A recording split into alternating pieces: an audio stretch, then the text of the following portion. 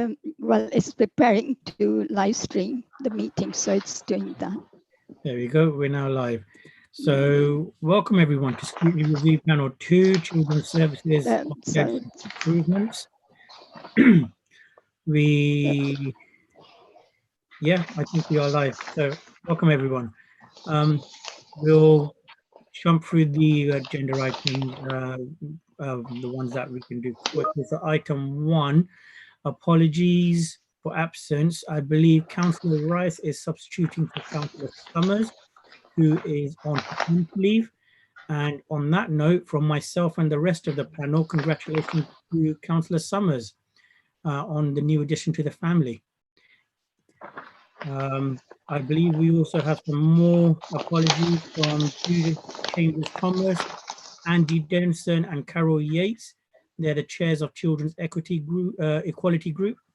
However, I believe the officers are going to try and cover for them.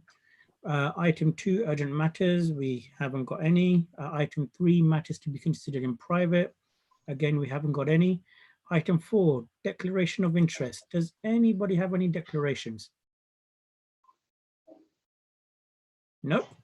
Okay, fantastic. Then we can move on. Item 5, minutes of the last meeting. I'm sure everyone's already looked through them very well. So can we approve these? Indeed, yeah, we are agreed on that. Agreed. Yeah, agreed. Fantastic. So those minutes are agreed. In which case, item 7, and I will pass it across to Carolyn, Gary, and Debbie. Good evening, councillors. Forgive me, my video is off. I have not the greatest signal at home, so please do forgive me. I'm trying to make sure that you can still hear me. So can you all confirm that you can hear me, please? We can indeed, Carolyn. Yes. Thank you very much. We're going to do a bit of a tag team approach tonight. I'm going to just cover 2 items that would have been covered by Carol Yates. She gives her apology. She is not well tonight.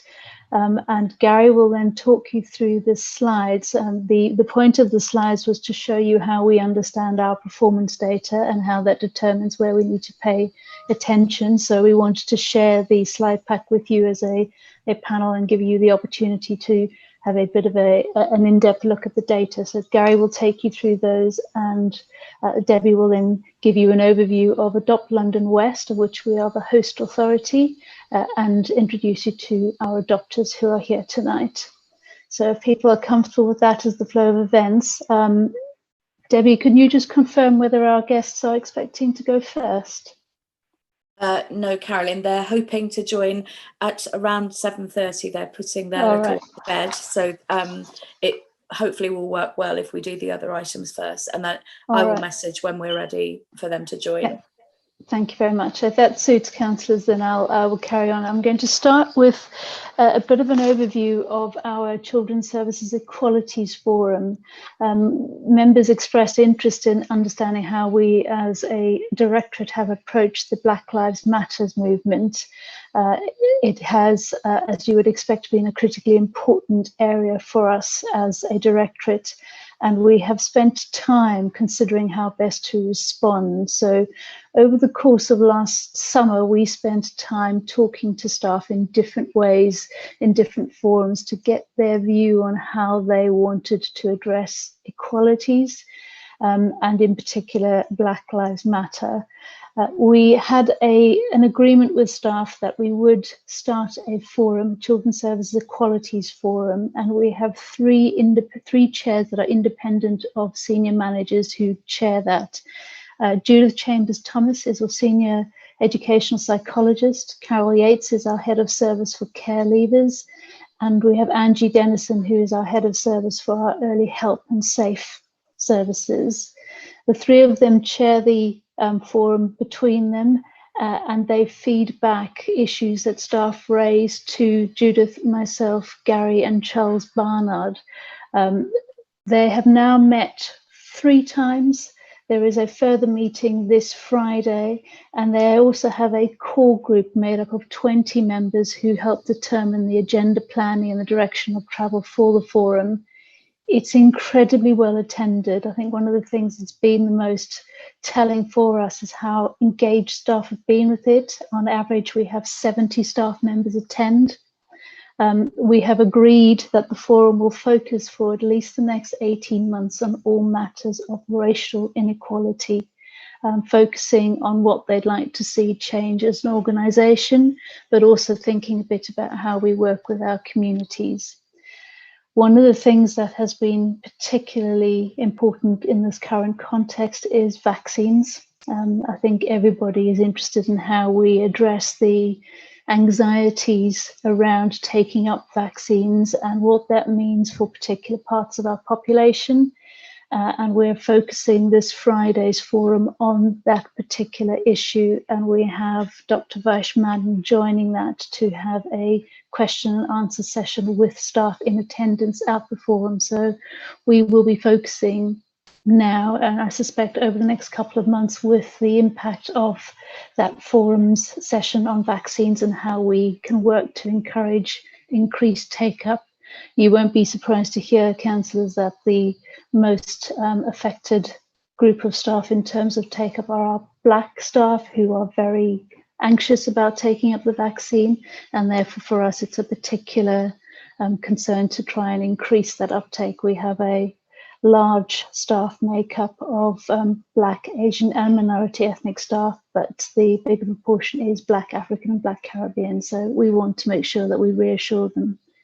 So I'm going to pause there for now. You'll see it's a brief paper just setting out progress so far, and I feel promising, is that the early stages of it are promising, and I've been really heartened by the engagement of our staff group in attending it.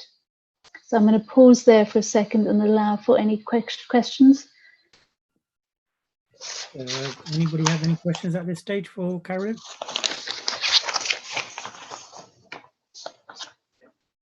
I see no hands up at the moment, Carolyn, so you're good to continue. Thank you. The other point you will all be aware, of course, is the work being done by David Weaver and his organisation corporately. David is going to be spending time with the 3 chairs as well to do some work with them and help them support the broader equalities work with our directorate. So that will no doubt feed into the future planning for the forum. Okay. Okay, so if there are no further questions on that, I will move us on to the paper that deals with our care leavers accommodation. Now, you will recall from our inspection in 2019 that one of the areas that the inspectors raised as a concern was accommodation and quality of accommodation for our care leavers. Now, over a long history, we have always, as an organisation, ensured that care leavers have been able to move from semi-independent accommodation, which is where they are prepared for independence, into permanent accommodation. More often than not, back over the course of the last 10 years, it's been in council tenancies, so what we call quota accommodation. There have been particular challenges over the course of the last 3 years around the availability of quota accommodation, and the impact of that has meant that our young people are not in a position where they're securing permanent accommodation as easily as they may have done historically. Now, there are a number of reasons for that. One, as you're well aware, we have a very significant regeneration program going on in Ealing. Means we have a number of homes being decanted as that regeneration takes place, and that's impacted on the availability of single unit occupancy homes for our young people. So that has meant that we have got a backlog of quota properties being needed for the course of the last 3 years. There is also the impact of a London borough and what that means for our young people in terms of affordability, particularly when it comes to private rented accommodation. And many of our young people, as you know, come from vulnerable beginnings, traumatic beginnings, and therefore have more challenges when it comes to being able to manage to live independently. If we think about our own experiences, many of us don't leave home until we're 23, 24, 25, at which point we've been nurtured to then be ready to live on our own. Our care leavers are 18, 19 when they're expected to manage their own tenancies in their own homes. So it's a significantly vulnerable time for them. Our focus, therefore, has been working with our housing colleagues to try and make sure that we ensure a pipeline of accommodation for our care leavers that meets the need we currently have.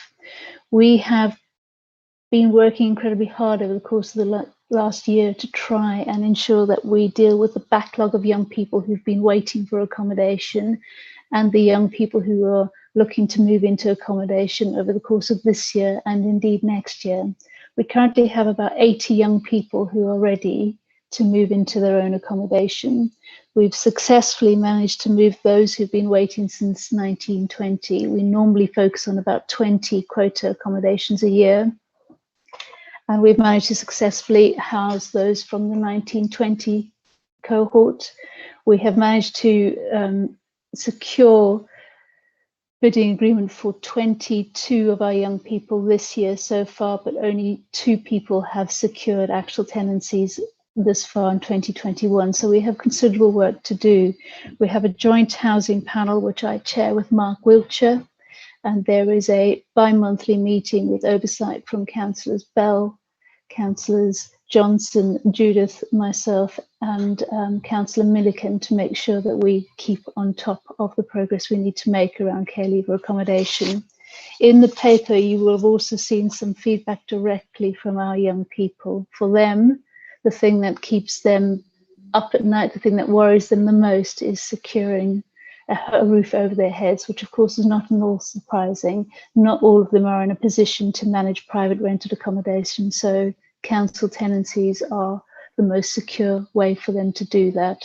So a significant piece of work, which is increasingly important over the next few years. The other point to note is that the impact of the pandemic has resulted in a reduction in the number of single unit tenancies available too, because there have been fewer people moving on, fewer properties becoming available, and of course more vulnerable people needing housing. The care leaver accommodation is only one part of the council's responsibility, and that makes it more challenging in terms of making sure that all of those in need have availability of permanent secure housing. So I'm going to pause there for a second to see if there are any particular questions people have about accommodation for our young people. You'll be pleased to know, Caroline, that this time you have quite a few questions. So All right. Start with Councillor Chauhan. Thank you, Caroline. I had a question about a stat that was shared on page 24 of 74 in the report we received. It was a point 1.41 that said 18 young people had applications agreed in the previous year.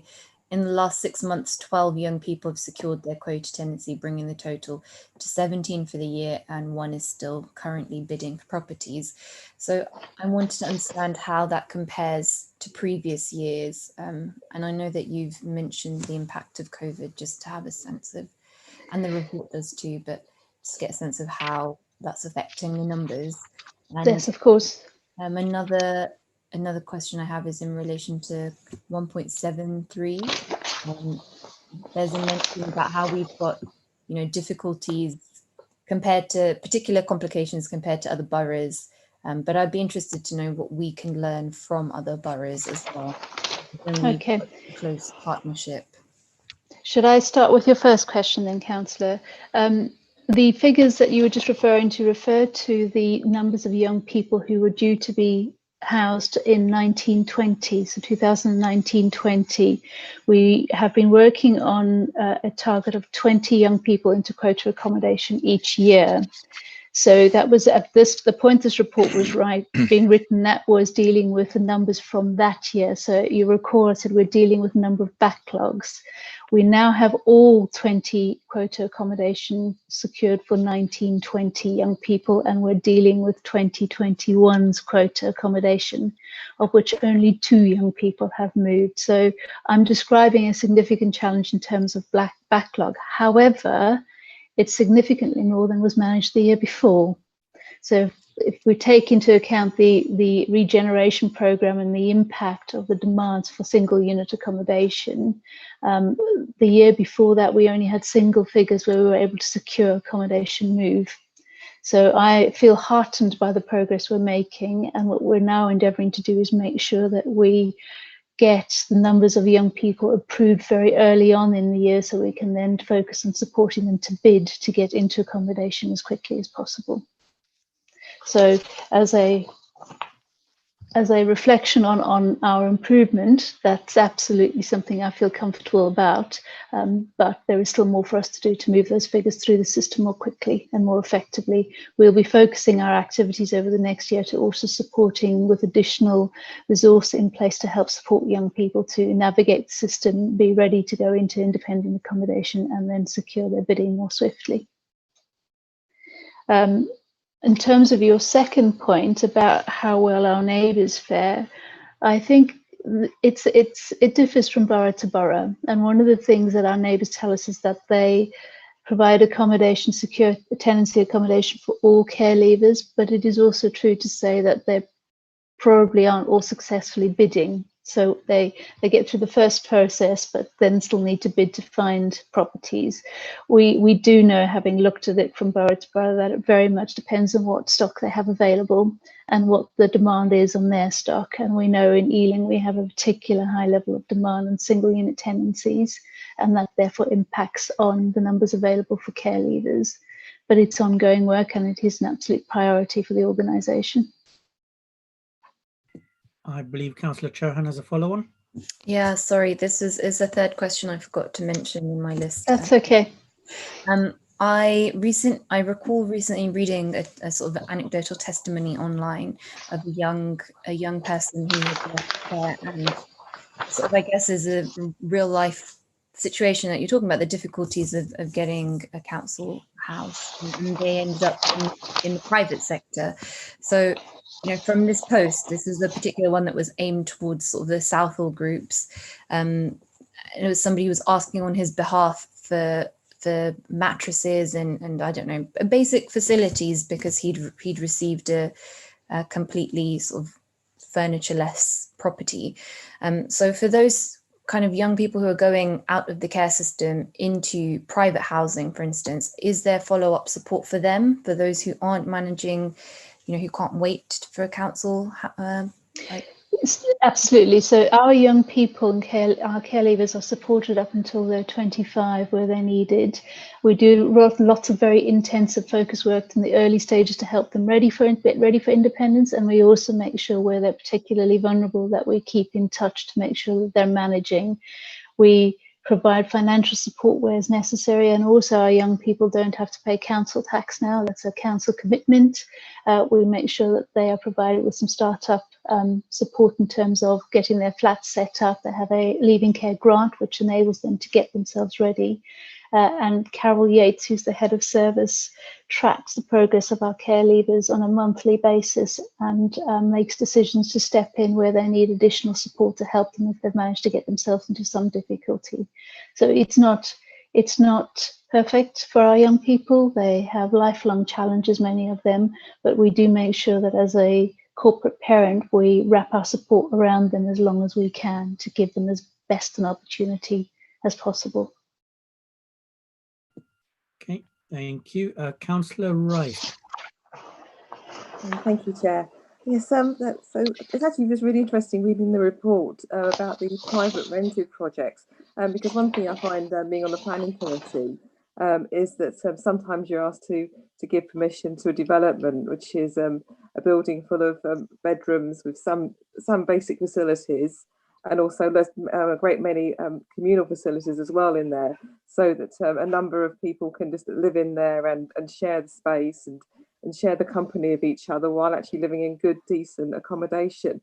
And so I'm just quite encouraged that there is a real market for this kind of accommodation, because it does sometimes feel like, well, is this really ideal for people on a long term? I think there are a lot of people out there who really do need that accommodation, so that's good to know.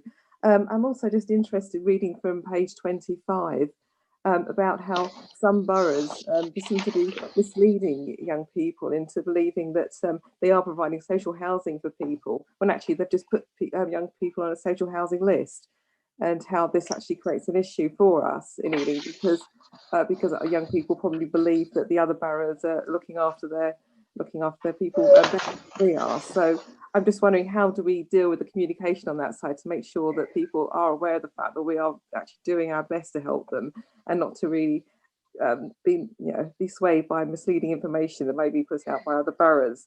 And I'm also interested about the No, that's fine. You finish, Councillor, and then I'll pick them all up. So I'm actually interested as well about the financial situation, because of course we've got the budget coming up for the cabinet meeting next week, and that does seem to highlight that there's also a lot of financial pressures at the moment that are on you. So I'm wondering how you perhaps negotiate the situation that you're in and ensure that you can continue to function despite all the pressures that are on at the moment.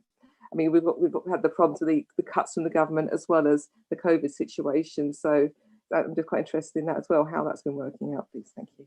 Okay, thanks. On your first point about our communication with our young people is at the heart of what we do, and of course, their feedback helps drive what we do with our services. We have a strong corporate parent panel who listens to our young people I think it happens every 3 months now. Although virtual, it's still very effective, and they are a very powerful voice for our young people as well. In terms of how other boroughs present information, I'm less concerned about the impact for our young people of what they might hear from other boroughs. There are different abilities for different boroughs to provide different support, and that will always be the case. In some of the boroughs that are more outside of London, they have more availability of housing. I think for us, it has to be about what we do for our young people and what they feel we are doing to support them to be in accommodation that meets their needs. And they have been very involved in all the work we've done so far. One of the things they did say to us is that they were not happy with some of the quality of some of the semi-independent accommodation that they were being provided, and we've done some work to make sure that that is better so that they can see the progress that we make. And there's also been a time prior to regeneration where we were able to house a large number of our young people in social housing. So as an organisation, we've got a proud tradition of being able to do that, but we are in a challenging time in terms of regeneration. So over the next 3 years, it's going to be more challenging than it would normally be. And it's about communicating with our young people and giving them the best opportunity to a range of needs and a range of accommodations. The private rented sector has actually worked very well for some of our young people, particularly our unaccompanied young people who have enjoyed being able to share a house together. And often for many of us, that's how we started our independence as young adults, sharing accommodation. So we try to make sure we use a range of opportunities for our young people. Your comment on the budget situation is absolutely true. It's challenging. And you're right, the biggest challenge sits across the Children's Services Directorate. The importance of securing permanent housing for our young people also supports the budget position. So of course, the more successful we are at that, the more we're able to support the budget by spending less on semi-independent accommodation, because if they aren't in permanent accommodation, we're needing to support them in semi-independent accommodation, which is at a cost to the council. So anything we do to support our young people whilst doing the right thing for them is also, of course, the right thing for the council's budget. Councillor Rice, do you have any follow-ons? No, that's fine. Thank you. Okay, in that case, Councillor Mahmood. Thank you, Chair. Caroline, I just wanted to have a quick question about, as a member of the planning and regeneration team, I just wanted to know through you, in terms of our housing supply, or in terms of single unit and the appropriate accommodation for the young people. And as you mentioned, you are working closely with our housing team or housing colleague. So are you happy and satisfied in terms of our new developments and getting and designated that type of accommodation as a single unit? So are you happy, or you think we should be more working on that on that supply chain through the negotiation with the developers? So I think, Councillor Mahmood, I think that we need to do a number of different things in that space. I know that the conversations with developers are always encouraging them to think about how we make sure we have the appropriate level of provision for social housing, and that's part of that.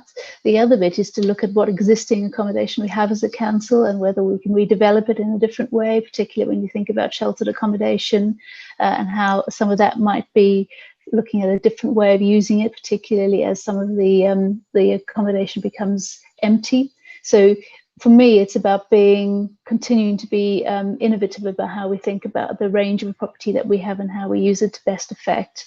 I am comfortable and confident that the ongoing work between us and our housing colleagues is at a level that means we will keep having those conversations, and it is very well supported by Councillor Bell, who asks very probing questions every couple of months to make sure that we're thinking about what we need to be thinking about. Councillor Mahmood, do you have any follow-ons? No, that's all right. I'm happy to hear that. Yeah. Thank you. Caroline, a couple of questions from myself. I read in the report that we as a council can't be a guarantor, and this is a bit of a sticking point for when the young people try and get tenancies, because they haven't got a history, and when they ask for a guarantor, obviously they don't have anyone, and we're not allowed to be. But then I read under 1.8 bullet point 4 that the Leaving Care Team and housing officers with an organisation last month so that we can implement a care leavers rent guarantee scheme. Can you give a little bit more information about that? We were due to meet with an organisation who were going to support us to set up a scheme that enabled us to do that for our care leavers last month. Unfortunately, that was cancelled as a result of the current lockdown, so I think that made it challenging. However, Carol is now pursuing a meeting with Kent County Council, who have successfully got a scheme up and running, and she is meeting with them over the course of the next couple of weeks. So we're not quite there, but I am very confident we will be there, and that will enable us to support our young people in the private rented sector as well. Okay.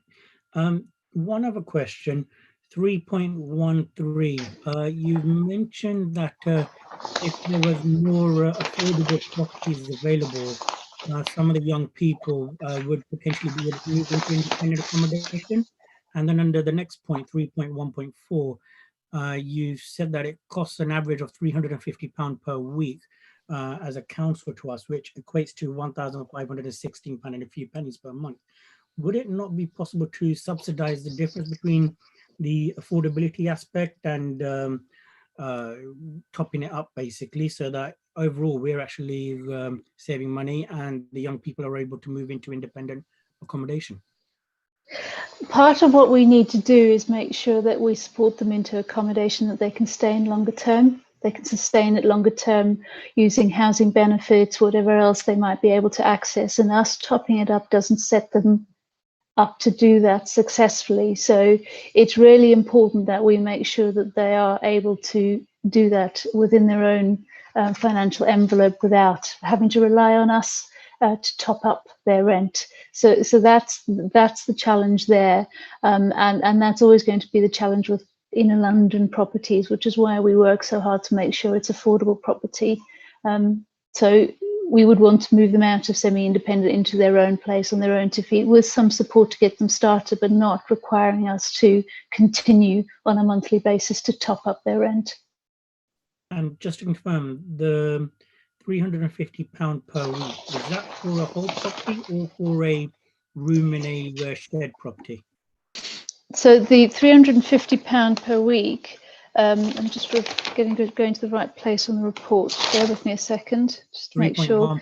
3.1.4. So those are that tends to be the average cost for our young people who are in semi-independent accommodation. So that's what they're in before they move into private accommodation, and that's what we are covering, and that's the significant impact on our budget of young people who are having to remain there because we haven't been able to place them. So things like places like YMCA, as an example, as a semi-independent provider. And that tends to be they have their own room, but there's often communal kitchen, communal bathroom, and not an ideal permanent solution. Okay, thank you. Councillor Kumar. Thank you, Caroline. I just wanted to find out about the number you gave. You said you have a backlog of 80, or is it 80 on the waiting list? And how many of them have been? I actually missed that exactly. Hear you properly. But the other thing is that obviously that the transition for some who are vulnerable is always a tough thing. And I mean, I was on the YMCA board as well for a couple of years, and we actually had people come in and give their views.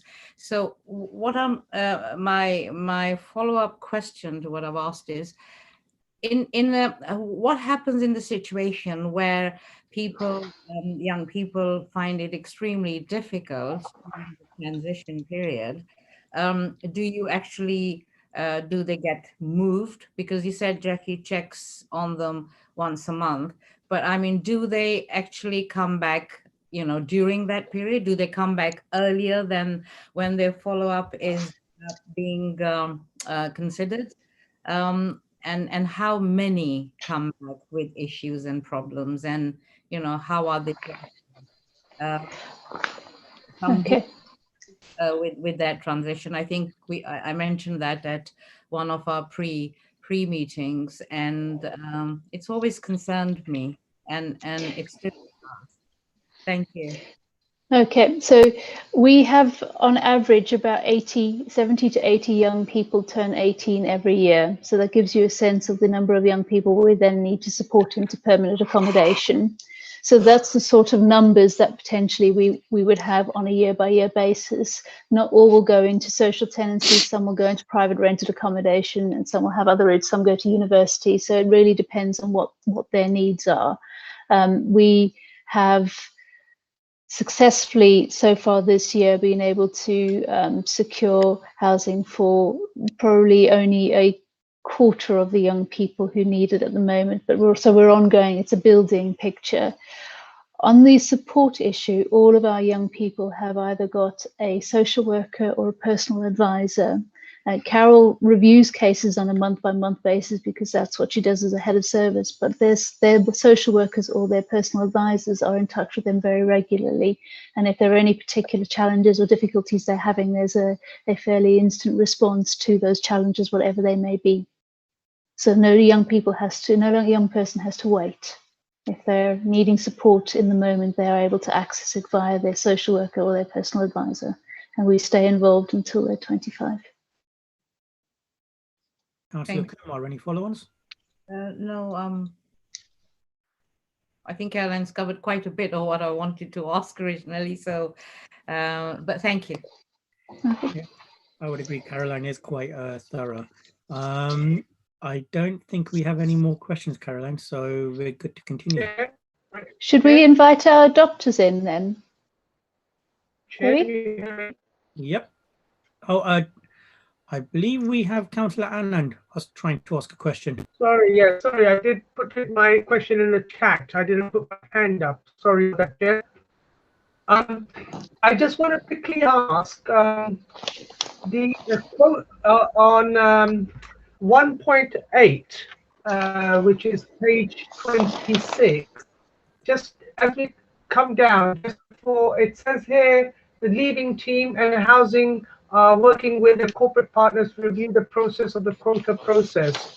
So how do we assess the priorities and the quota? If we may just get some clarification on that, how do we assess the quota service and the? Thank you. So, I mean, if I understand correctly, you might be asking how we determine which of our young people go for quota housing. Is that correct? Right. Yes, okay. Yes.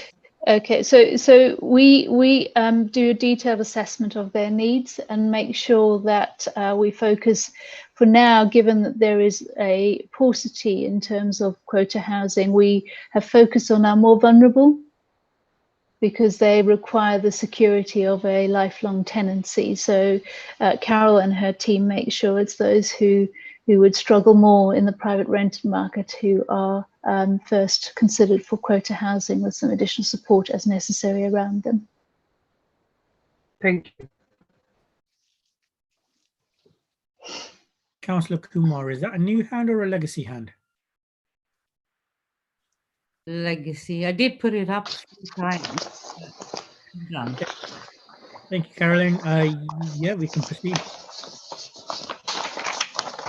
So Debbie will perhaps give you a very brief overview. I know you will have all read the report, but she'll give you a brief overview of Adopt London West, and then we'll allow you some space to hear directly from our adopters. Debbie? Thank you, Caroline. Good evening, councillors. So as you will have seen from the report, Adopt London West became a live regional adoption agency in October of 2019. So we are still fairly young in our journey as an organisation. We're responsible for delivering adoption and special guardianship support services for the 4 West London boroughs that are our partners in Adopt London West. 6 months after we went live, obviously we kind of the pandemic started, so we began our kind of our journey, and very quickly had to reconvene our services when we were still really getting to know each other, and incorporating colleagues from the other partner authorities. So that was a challenge, but I think overall we've done exceptionally well. The team have worked really hard. The focus is obviously on trying to give the very best experience to adopters who are coming through the recruitment and assessment process, and as importantly, the family finding activity that we undertake to find children new adoptive families. And you'll see in the summary report the voices of 2 different kind of sets of adopters who've contributed to the report, and in a moment you will hear from Susie and Dave to tell you about their journey with us. One of the other things I'd like to add before we move to hear from the couple is that as Adopt London West is part of the collaboration of Adopt London regions. So we have the North, South, East and West. So that covers 23 London local authorities. And one of the huge benefits of that collaboration is the ability to kind of reach a much wider audience of adopters and special guardians across London.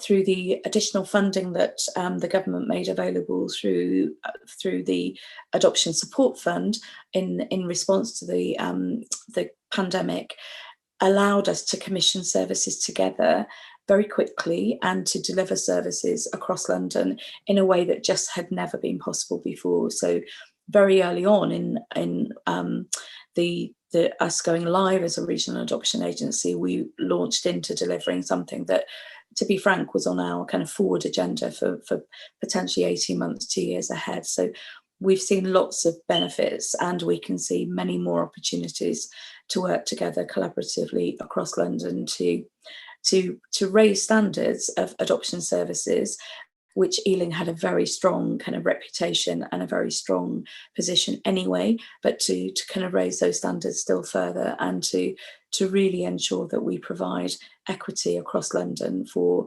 adopters and special guardians who need our services. We've also developed a strong partnership with an organisation called We Are Family that some of you may have heard of. They are an adopter-led peer support organisation, and with a small amount of investment from each of the 4 Adopt London regions, we've been able to support them to develop a really comprehensive webinar programme. So that's kind of a really positive benefit too. I'm going to pause now because I can see that Susie and Dave are here, so I'm going to just stop and invite Susie and Dave to tell us a little bit about their story and in terms of their involvement with Adopt London West. So welcome and thank you very much both. You probably know the dates better. So. Right. Hello everyone. My name's Hello. I'm David Dye. And we have Delilah placed with us. We've just submitted the papers to hopefully adopt her. So yes, and she's 2 and lovely.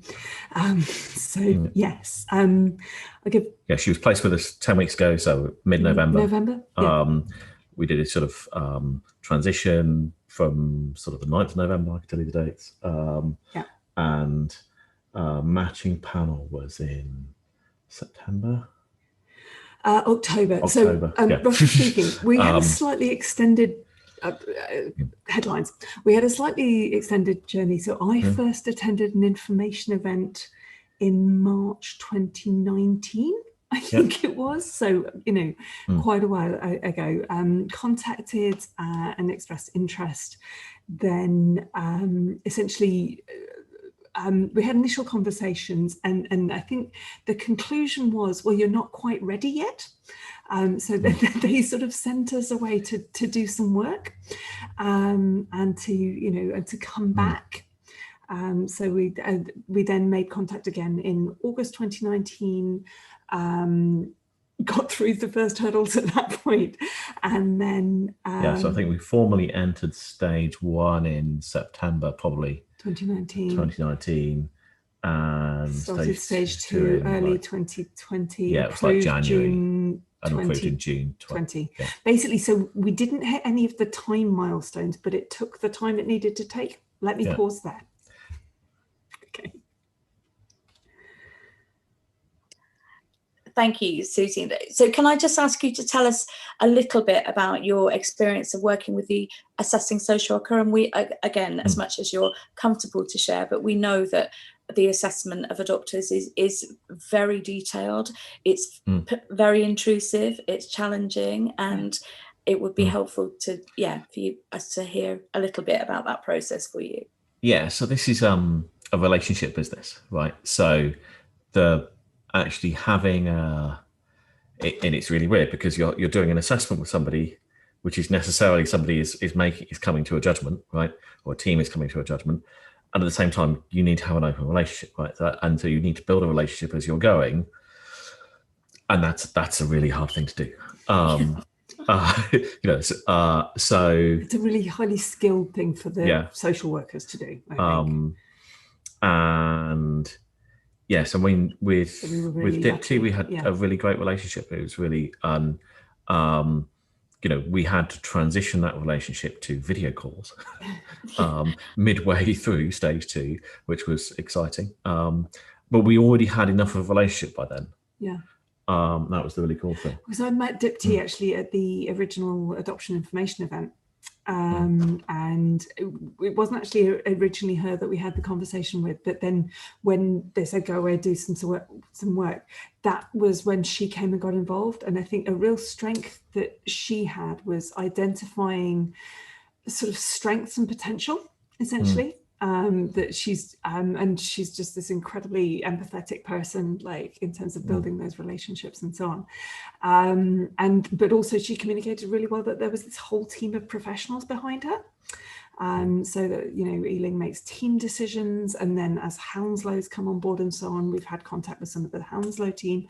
And again, you just get a real sense that there's some specialists who are really experienced. We've got a peer group from across, different boroughs, from like Hammersmith, from Hounslow and so on. And so we've had Dipti is a fabulous Ealing person, but this whole Ealing team behind it, and the specialists from London West. Yeah, and I mean, for instance, one of the sort of group training session in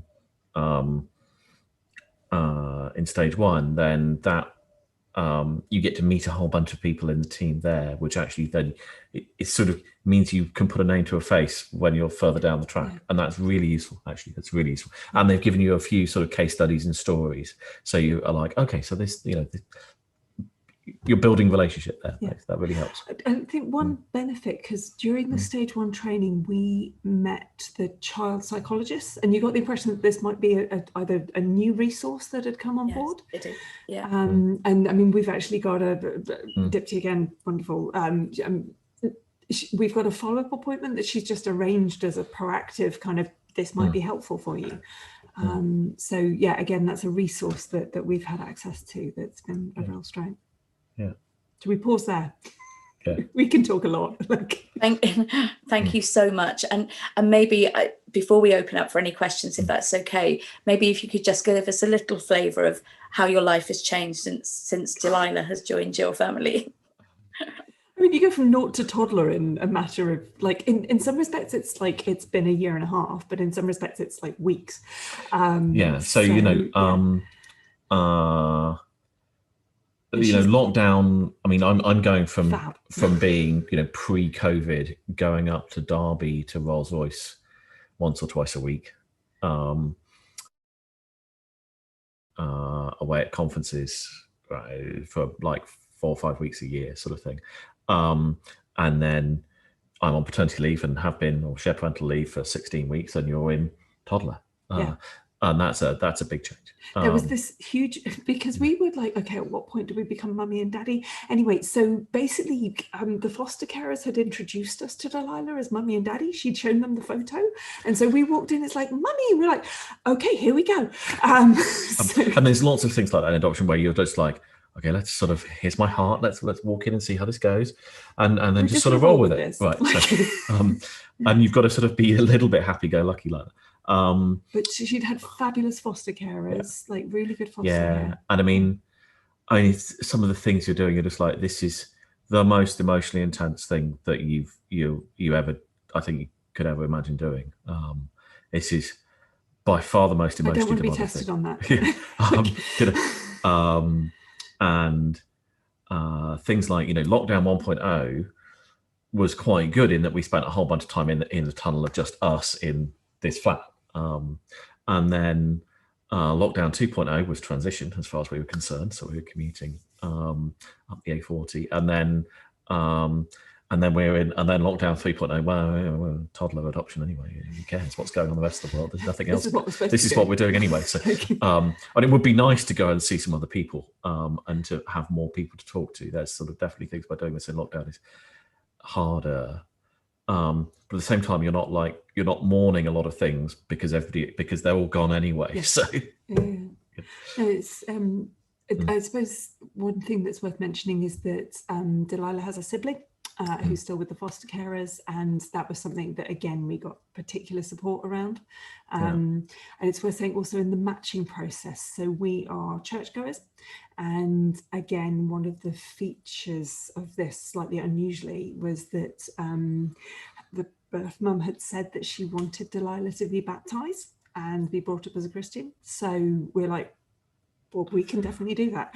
But there was this personalized element to it that you know was really helpful. So yeah. Thank you so much. Thank you so much for sharing your story. So I'll open out back to the chair to see if there's anybody who wants to ask any questions or make any comments. Thank you, Susie and Dave. Firstly, you guys are doing something amazing. So really good. Doesn't feel like it, but anyway. Well, trust me, they grow up and then they start asking questions. So yeah, you're in that good stage at the moment. I'll open it up to questions. I believe Councillor Kumar has a question. Thank you, Chair, and thank you to both of you for sharing your experience and your journey, and for attending this scrutiny panel. It's really, really helpful. I wish you all the best of luck with it. What I really wanted to just sort of say is we take pride in our team that's working on this. But I would like to ask you, what have you found challenging, and how did you find our team as far as support goes? And is there anything that we could do better or improve? Thank you.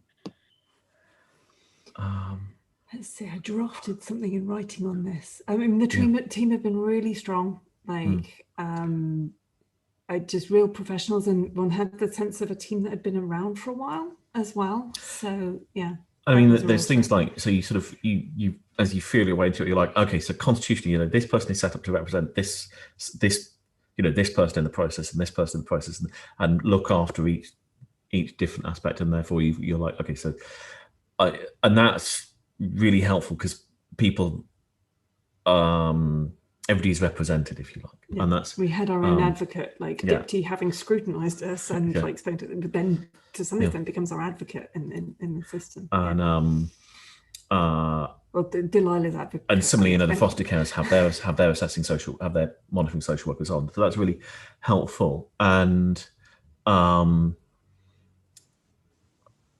Appreciation Day was really intense. It was really useful, actually, in terms of life story work.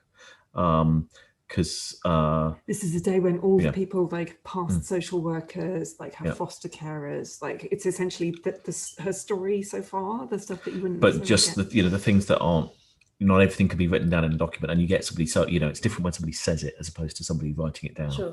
And of course you have the potential for changes in personnel along the way. And one of the great things was that the social worker who had been involved in the original removal came back for that. And so we could have a conversation with her, which had been really, really helpful. That was by far the most, really reassuring, just to be able to talk to somebody who was there in the beginning of this story. Yeah, people who've been there.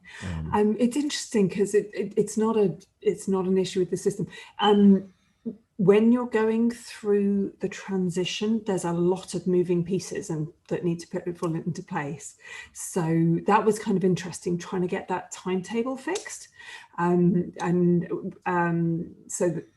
that was kind of, you're trying to be like, okay, when is transition going to start? Because I need to tell work. In principle, you're supposed to give work a month's notice, but there's 15 people that need to line up to make that happen.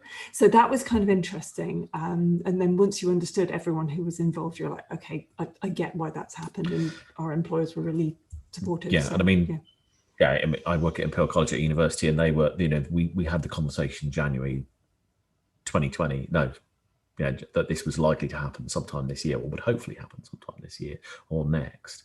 And that we wouldn't get a lot of notice. Now, Imperial HR demand it like immediately. They only called me back last week. 4 months later, it took 3.5 months to get around to reading the paperwork. Thanks, HR. Yay. But big organisations, right? And internally within our department, we had organised everything, so this is fine. So yeah, there's so strength of Child Appreciation Day and the fact that one of the two people came back was great, and then just the moving cogs and the number of people involved. What would I change? I guess the training days, actually the syllabus for them is too packed for the time available, right? And people are always ending up having to cull the content to fit, and that's it's a nationally imposed syllabus, right? So it's not in anybody's hands. So there is a bit of a thing to feed up to the people doing the nationally imposed syllabus that, look, this is silly. You've got way too much. You're trying to pour 3 pints into a half-pint pot here. They did a decent job of prioritising it. Yeah, and it was well prioritised on the fly, but it's just like, the national guidance on that is. I suppose there's so much they want us to know. has way more content, and you've got sort of the potential for death by PowerPoint there, which was managed well. Of like, okay, let's kill the PowerPoint and let's just actually talk about this, right? But it was just yeah. I'm really glad we did it though. Yeah. I mean, that's our peer group. We've got a WhatsApp group of those. Yeah, that was really cool. I'm not sure all groups get together like that, but we did, and that's really useful to be talking to people who are going through it at the same time. We know people in our sort of extended network of friends who've adopted, but they're a few years down the track, right? And they had different experiences with different boroughs and different issues. Whereas actually some people who are going through the same set of issues with the same team at the same time is quite useful. Yeah, actually. Yeah. And I feel like our peer group slightly unusual in that, there's a whole bunch of us that have been placed with quite young children. So I think that was something unexpected, actually, is how, I mean, Delilah is the eldest child to have been placed from our peer group, and that's unusual. So, yeah. Well, thank you so much. Really appreciate your input. And like I said, the best of luck. Thank you. Thank you. Councillor Pada. Thank you, Chair. Yeah, thank you for sharing your experience with us. I have a question. Is just if someone new, a new couple, just come around and ask you, what sort of advice can you give them to start this process? Thank you. So, I mean, I've actually recommended a lot Adopt London West to a sort of former work collaborator who was considering which agency to go with. We basically, I did my research before signing up with Ealing, and attended 7 information events. So, and like, I mean, again, this is, you know, Dipti and the warm welcome and the professional team. And I guess that's to some extent my advice is like, people tend to just go for the first agency they have contact with, but actually you're making a choice to work quite intensively. And so I think feeling, making a choice and understanding what the strengths of different places are. Yeah, I mean, friends we've had adopted had lots of grumbling about, paperwork and forms not being, the grammar not being perfect on forms and stuff. And I tended to be just sort of chill out, writing I hadn't entirely clocked this, but social worker who's assessing adopters is writing a whole bunch of 60-page documents a year, and they're pretty big documents, right? I know this is a lot of words and a lot of facts to get right about somebody based on your notes of a few meetings. I cut somebody some slack, and also chill out about the timescale. This is going to be a 20-year journey. What's a month here or there? I mean, really. I mean, that's very sort of in terms of government and the way people talk about it and everything else. That's sort of not the answer that the sort of news would have you be. But I mean, and yeah, it's been a long journey for us. But it's worth saying, actually, I mean, a month here or there really isn't a big deal. You get the news stories about adopters and so on. I think one of the things to say is everyone involved in adoption is possibly quite stressed. So just because the stakes are high and everyone wants to get it right. And so sometimes you hear someone sort of saying that this has gone wrong and so on. And you're like, you've had a tough experience. Yeah, I mean, there are so many. I mean, what foster carers do is absolutely loony. It's incredible. And it's incredibly stressful. Everything about the whole thing is the most emotionally intensive thing. It's incredibly intense. And there's going to be some things where there's some edges that corners get knocked off there, and some things gears crunch a little bit there, and that's going to be fine, right? If a few gears get crunched in the process, that's not the worst thing in the world. There's a lot more. I'm sure with Delilah, there's a lot more stressful things coming, right? So Councillor Padded, I've landed on, if I had to say, if I was giving potential adopters any advice, best interest of the child, just best interest. Get used to whatever is happening. All they care about is best interest of the child, because that takes some getting used to. But that's the mantra. Yes, thank you very much. Thank you. Quick question from myself as well. Where do you think, as a councillor, how we could improve to make the process perhaps easier, or something that you felt wasn't great and could be improved on?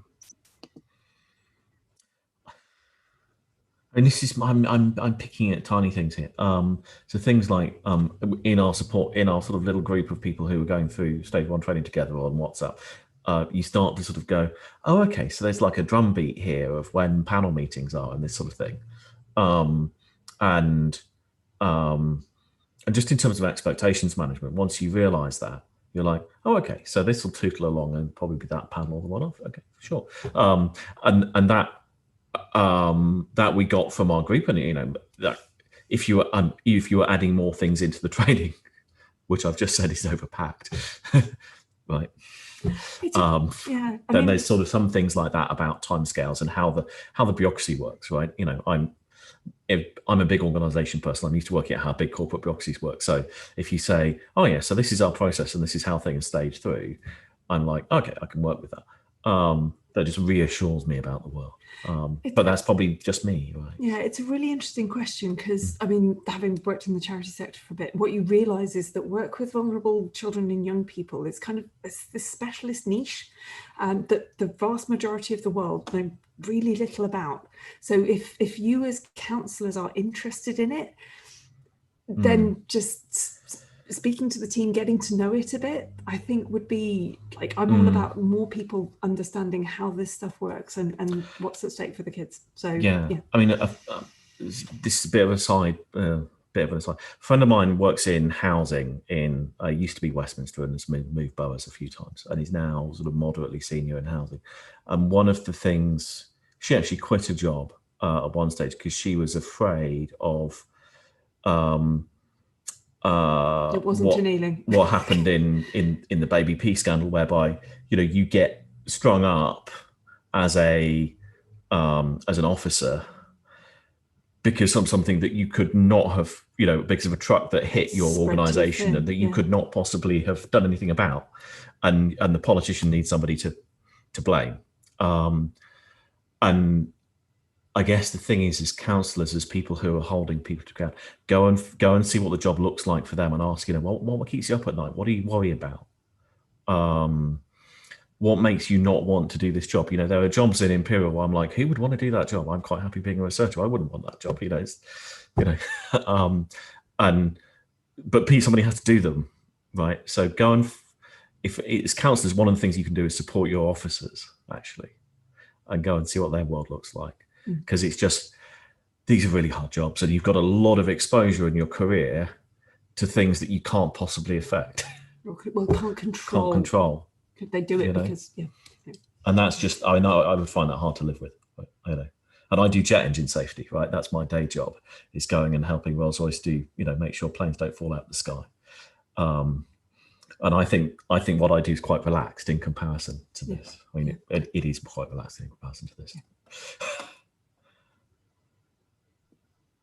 Thank you for that. We have a question from Councillor Rice. Thank you. It just is wonderful to hear your story, and I do know two sets of couples who have just really enjoyed the opportunity to adopt 2 children each. So it's just fantastic to hear. But of course, when I was growing up, I just always thought of adoption as putting you in a situation where the child would never actually know they're adopted until maybe they somehow found out much later on in their adult life and how that would work. But obviously my experience of knowing people who have adopted, it seems to be a lot different to that, is that there's some contact. The child really knows right from the beginning pretty much the situation that they're in. And I'm just wondering what kind of support that you're getting in order to deal with the fact that you've already mentioned a sibling who's not with you within the family, and how that's all working out. I just hope that that's really working out in a very healthy way for everybody. Thank you. Well, that's going to be the journey, isn't it?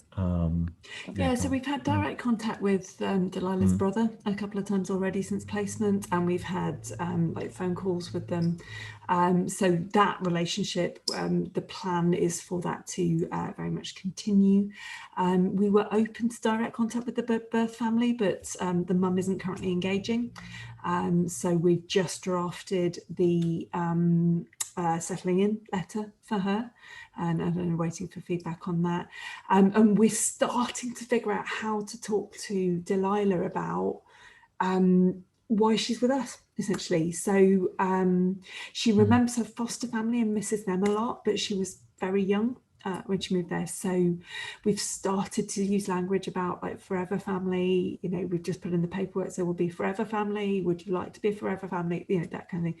But we need, the one time I tried to mention that she'd had another family, she sort of changed the subject, and so we're navigating to that. That's one of the things we might be talking to the psychologist about on Friday, is just starting to think about how do you talk to a 2-year-old about this, right? So she doesn't have that, she's still limited in her language and concept, and and she will be as she grows up, of the understanding she can have. And so it's a journey that's going to take the next 10 or 20 years of her life to really get to a sort of an adult appreciation of what her story is. And if I talk to friends who are, I was talking to somebody the other day who's adopted as a baby, and he's sort of 48 now, and of course things were different then. right? And a lot of our society's narrative around adoption is based on how things were in the 60s and 70s. And so in terms of children talking to other parents in school, and even some teachers, their understanding, that's one of the things people say, you have to then go and help people understand without at the same time stigmatizing or giving, letting Delilah's story be her story and let it be hers, not everybody else having we're doing a certain amount of fudging in the playground at the moment. Yeah, so learning how to just the one. Yeah, how to, learning when not to give the whole story and just to sort of let people make their own assumptions, as it were, and let that go. There's lots of that sort of stuff, right? You're sort of figuring out as you go along. Thank you so much. Sorry, hopefully, Councillor Rice, that's kind of helped you. Susie and Dave, thank you so much. You've been so kind of open and kind of, just open to questions, and you've really shared a very personal story. So thank you so much. I hope, Chair, that's enough for you. I'm conscious that you have an evening to get back to and there are other items. So you've got an agenda thank you very much for your time. She's asleep. Right. That was absolutely amazing to hear from both of you and your experience. And thank you for sharing it with us, and enjoy the journey you're going on, is all I can say. It's an amazing journey, so have fun. And thank you for coming. Thank you very much, councillors. Have a good evening. Thank you both very much. Cheers. Bye. Bye, everyone. Bye-bye. Thank you. So Gary is going to, with your permission, Chair, move us on to the final bit of our report, which is a canter through our performance slides, and then he and I will answer any questions you may have from that. Sorry, just a quick one. Is this in relation to the rest of Adopt London West, or have we moved on from that? Because so we can, if you want to have a further discussion with Debbie about the Adopt London West paper, absolutely. We worked on the assumption that panel members have read it, so we weren't going to step you through the detail of it, but certainly we can answer any other questions people might have. That is exactly what I was thinking. We have a question straight away from Councillor Chauhan. Thank you. I was just wondering, in terms of the sort of division of money between the different boroughs to the scheme, if you could talk us through why Ealing sort of contributions I'm happy to do that, Councillor Chauhan. Are so much higher than other boroughs. No, that's fine. When we started this journey, it feels like a very long time ago, there was a requirement, forgive me, my voice is going, to join in an RAA, a regional adoption agency. And part of the initial work was looking at what authorities currently spent on adoption. And one of the things that's also unique about Adopt London West is that we're the only regional agency in London, and I think one of the few in the country who also have special guardianship support as part of our offer. We have, as Debbie said before, a proud tradition in Ealing of very high quality support for our adopters and special guardians, and our budget for those services reflect that. Now, it's right to say that it is very different to the other authorities in the partnership, but we were very clear that we would not be changing the level or quality of support that we offer, and that indeed our ambition is to level up rather than level down. And part of the challenge for us now, as is reflected across the country in regional agencies, is to look at what a budget build looks like going forward. So we've all agreed a budget which is about the joining up of our respective budgets already in existence for those services to make up the overall budget.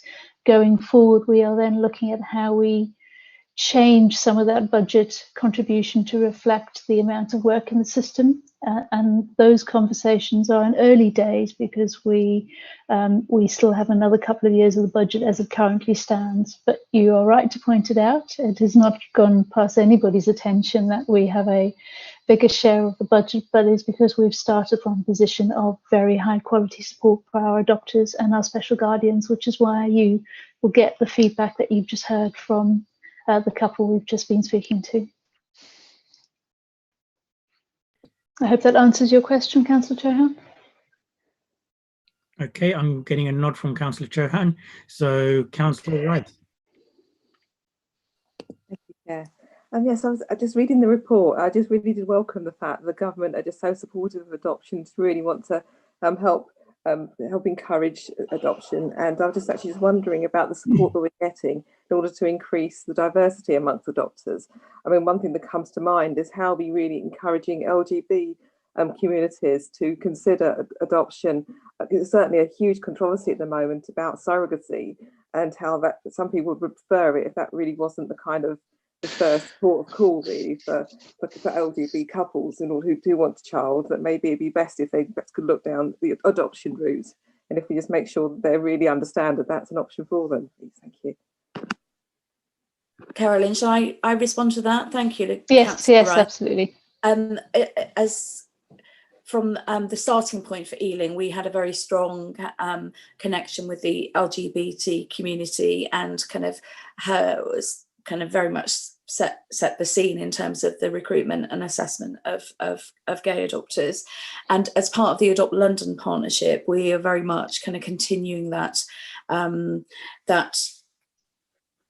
that track, and certainly we have a campaign. There's recently been a national campaign that was funded by the government for the very first time, but so a very generalised campaign inviting the community to come forward and kind of raise awareness of adoption generally.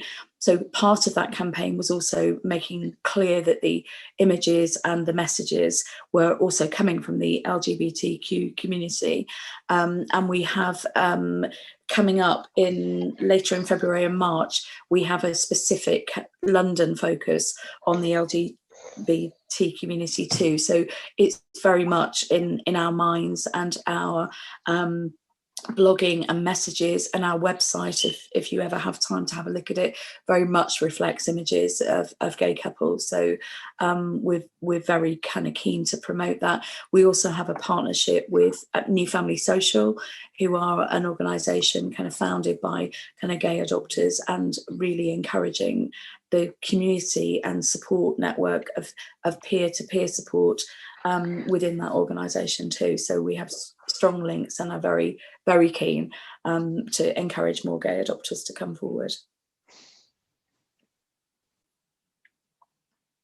Thank you. I had a few questions, but a couple of them have been already asked. So just two really. The COVID-19 emergency fund. Why did we get the least amount out of all the other London RAAs? And can you explain the difference between domestic and private adoption, please? I'm sorry, Councillor, I missed the last part of your question. In terms of the funding formula for the settlement for the ESF grant was based on the local authority funding formula, so that's the proportion they took. So we had slightly less in funding than Adopt London East, who are obviously the same size as us in terms of for local authorities, but it was based on that LA funding formula, which we know is controversial, but that's kind of where it started. I apologise, I missed the last part of your question. The second question was, what's the difference between domestic and private adoption? Okay, so domestic is where we are kind of we're recruiting adopters to place children that we are family finding for as local authorities. Private adoptions are usually in the old-fashioned terminology was step-parent adoptions. So they're essentially private applications from families who wish to, and it usually is a step-parent who wishes to adopt a child that's already part of their family.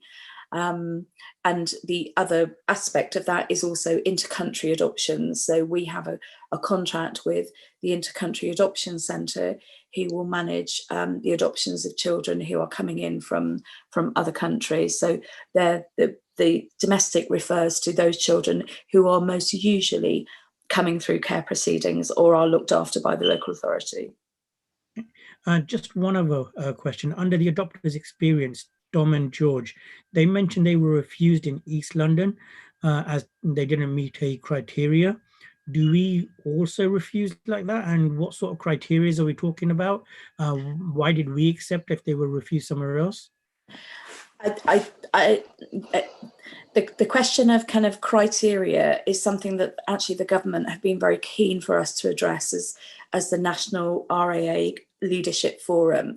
So we have agreed some national kind of principles around recruitment criteria, because there was too much of a variation of some previously when they were individual adoption agencies, turning people down on some potentially quite spurious grounds, or having very rigid criteria about kind of the people they wish to come forward. And I think that for Dom and George, their experience was just as RAAs were beginning to go live, and I think there was some confusion, probably, to be fair to that local authority that they approached before.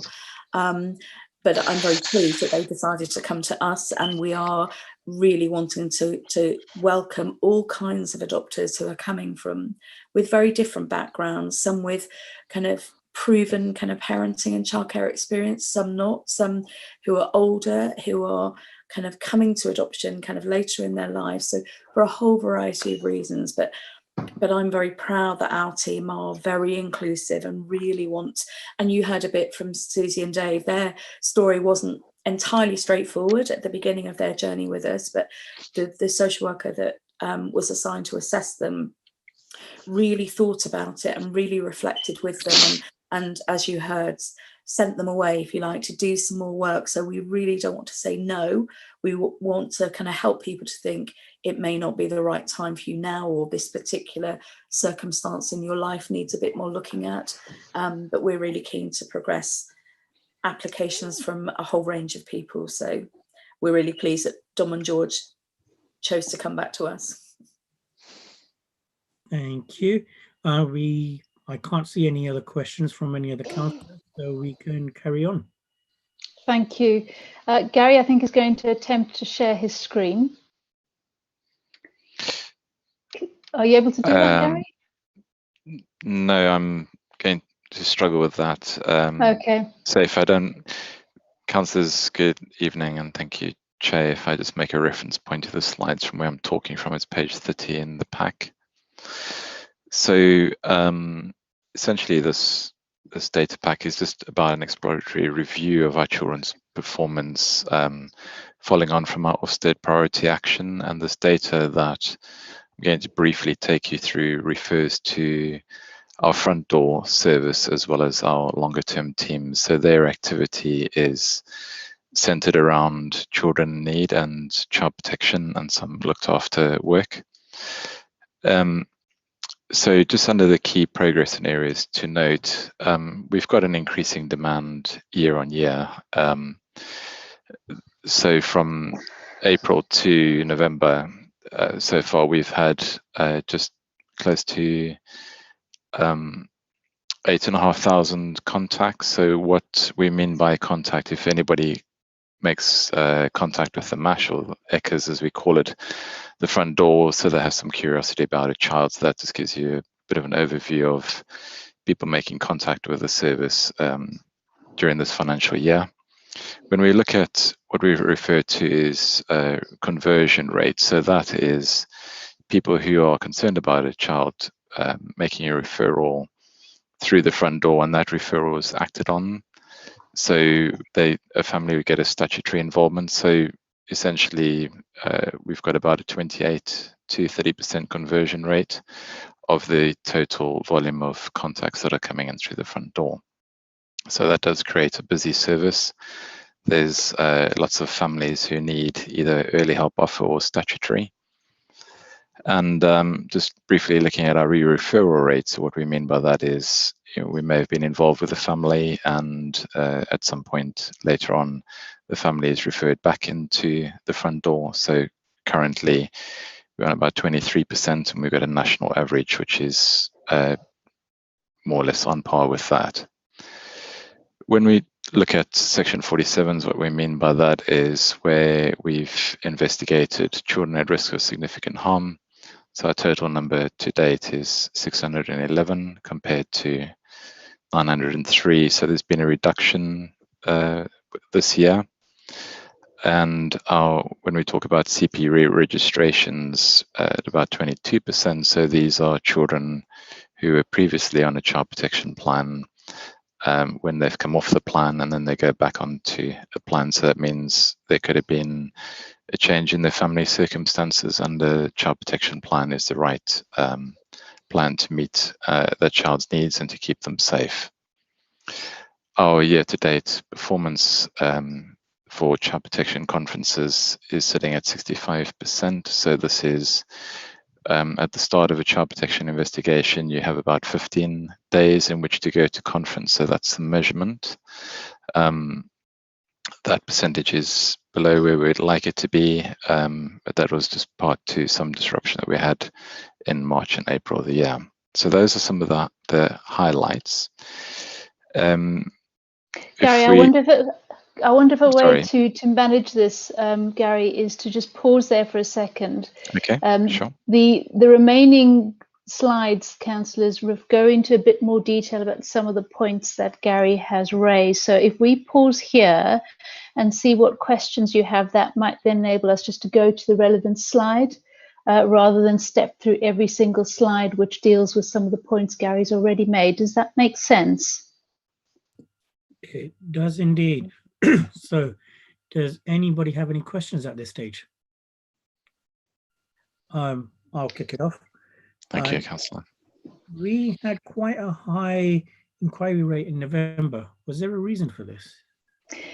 So one of the things that's been really unusual for us this year is the impact of COVID, the impact of the pandemic. So you will have heard Gary say that we had lower numbers, certainly compared to previous years in terms of contacts and referrals.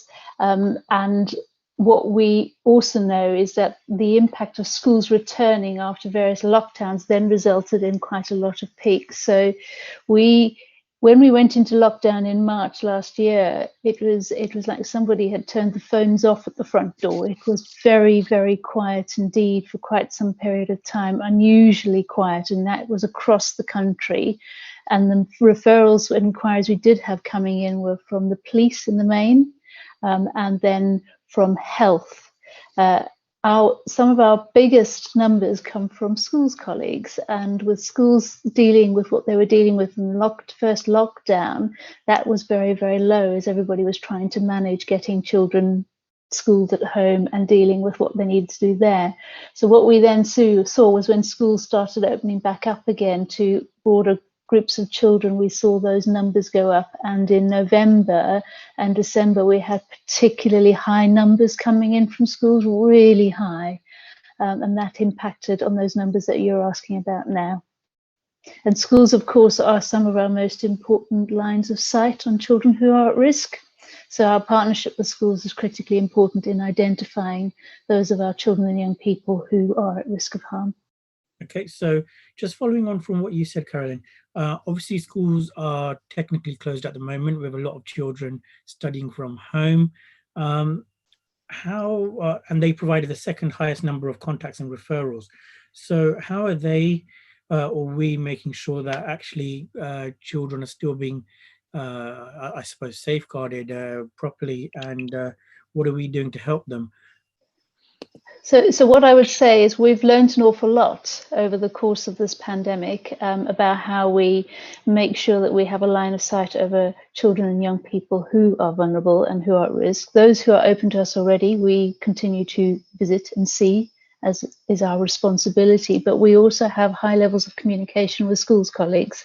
And we have an agreement around how they flag with us if they are concerned. We have the number. They are still actually referring in to us, as you would expect, but they also speak directly to social workers and staff if they have particular concerns. So one of the things that is also different now is that schools are really quite skilled now at online and video learning with families.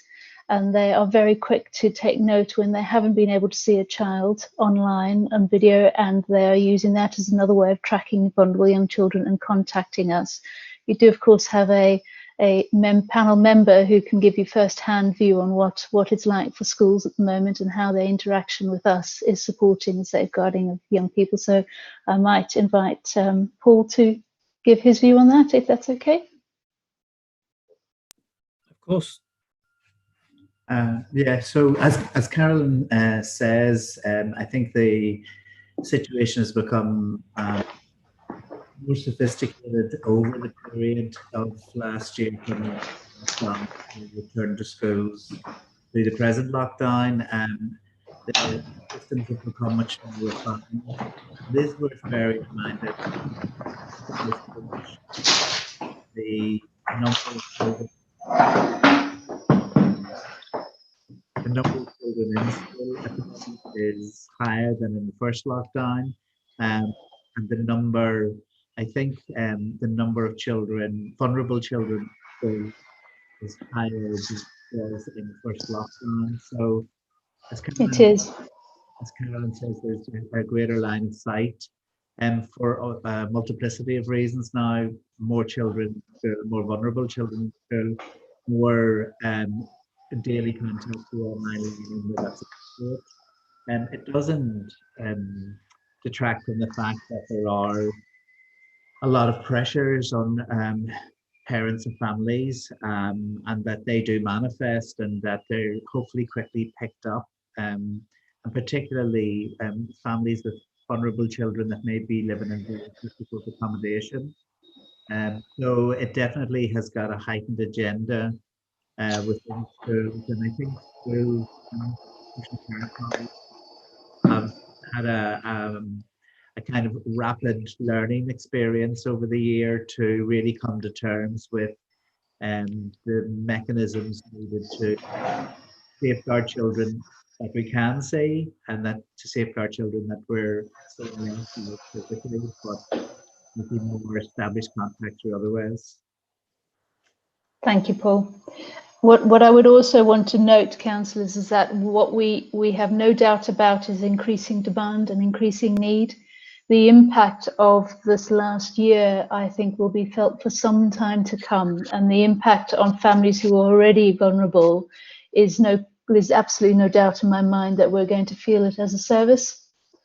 So I am anticipating those figures that we look at every week to see what's coming through the front door to increase fairly significantly once the lockdown eases and we have schools opening up more fully, because there is no question that our most vulnerable families have been the most adversely impacted on by the pandemic. Thank you, and thank you, Paul, for your valuable input. Also, and one other question, Gary mentioned re-referrals, and he mentioned why they sort of happen. But I noticed that we still have a 5% higher rate than our neighbours. Is there any reason our re-referrals are higher? Councillor, so there could be various reasons for this. Sometimes if we get a larger family that comes through, that may raise the percentage. It depends very much on the demand and seasonal variations. But in terms of neighbours, we're not considerably outside in terms of variance. Well, one of the points Gary's made is really important. We have a quite high proportion of large sibling groups in Ealing, and that can mean that your figures are skewed quite quickly by one family. It's not necessarily unusual for us to have families where you've got 6 or more children, and indeed we're currently working with a family as an example who have 13 children. When you have such large sibling groups, it can skew figures quite quickly. But sorry, Councillor, we keep our eyes very much on those referral rates. They're an important measure. They speak to what we call our thresholds or decision making, and we have scrutiny around those figures with the partnership to make sure that we are consistent. I think the consistency is an important issue to note when looking at that. Thank you. Does anybody else have any questions at this stage? Councillor Kumar. Yeah, just a quick one on the, when maybe I should have mentioned it earlier, but when an application is withdrawn due to significant change in circumstances, are you able to give an example of that? In terms of adoption, Councillor? Yes. It could be anything from a couple's economic circumstances have changed, or they have had a personal event that's mean they've changed their mind about the time being right for them, or could be a health event. There are any range of things that could cause a decision to be made either on part of the council or the assessing authority about whether it's appropriate at that time. Does that make sense? It does, but I think what I wanted to know was the children who are on the waiting list to be housed. I thought that's what I was asking was, do they withdraw their applications? I mean, is there any occasion when that cannot go further? Is there any occasion when adopters can't progress further? Not the adopters, but I mean, the children who wait. Yes. Okay. Care leavers. Oh, for the care leavers. So for our care leavers, in terms of their housing application, there have been the odd occasion where we've paused on it because, for example, we've had a young person who's had a mental health breakdown, and it has been proper for us to pause so that we can stabilize them before we progress with supporting them into bidding into accommodation independence, because they need to be in a place where they're able to manage independence. So we do pause that if that's appropriate for the young person, and then support them later on. Does that make sense? Yes, it does. Yeah, I should have brought it up earlier, but no, not at all, Councillor. That's absolutely fine. Clarity on that, and of course. Thank you. No problem. Thank you. I can't see any other questions at this stage. Carolyn, do you have anything else to cover? I mean, councillors, we can step you through the entire slide deck, but I'm not sure that's the best use of your time. You had asked us to see what it was that we looked at as part of our performance monitoring. What you have in front of you is an example of what we scrutinise every month as a senior management group, and what Gary and I look at on an almost weekly basis to make sure that we're supporting teams where there is additional support needed, or indeed when we need to bring in some additional social workers.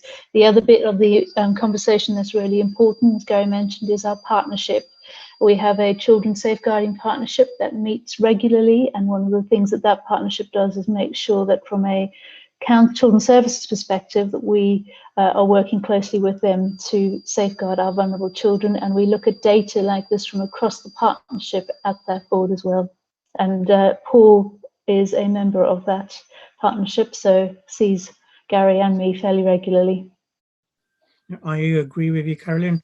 I'm sure we've all read the papers and the data, and if there were any questions we would have asked. So in that case, we can move on to I don't believe item 6, which is the panel's work program. So I'll pass it over to Harjeet for that.